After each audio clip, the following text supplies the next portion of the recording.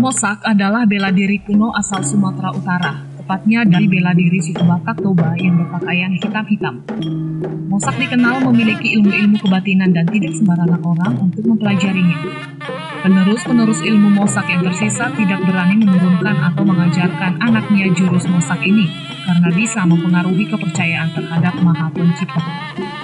Seiring dengan waktu bela diri Mosak dirubah gerakannya dan dibuat peraturannya, sistem pertandingannya seperti pertandingan pencak silat agar bisa diterima masyarakat luas. Tapi karena tidak ada orang Batak yang meneruskan bela diri ini, sehingga menghilang seiring dengan kemajuan zaman. Yang masih mengetahui peraturan pertandingan Mosak sudah mustahil dijumpai.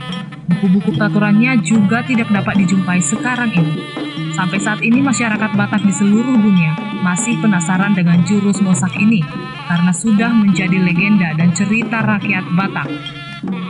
Mosak tidak selalu digunakan untuk orang manusia. Tarian dan ilmu bela diri ini kini lebih ditekankan kepada persembahan tarian pada upacara adat itu sendiri. Mosak Batak ini dirangkai dengan langkah dan jurus-jurus untuk menghidupkan dan mengaktifkan 9.999 urat manusia dan merupakan salah satu seni bela diri Batak untuk menyatukan darah manusia dengan Tuhan.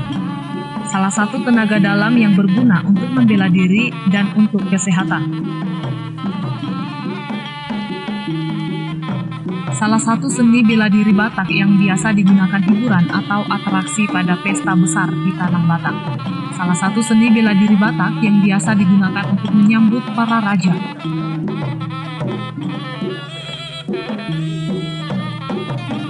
Gerak dasar Mosak diawali dengan kuda-kuda dengan posisi setengah jongkok dan kedua kaki diangkat bergantian dengan mengikuti titik berat tubuh.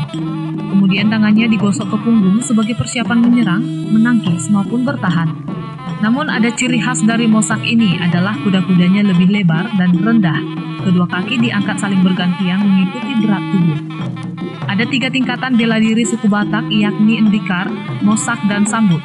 Meskipun secara masyarakat menyebutnya dengan sebutan Mosak, namun ada 12 jurus Mosak Batak Toba.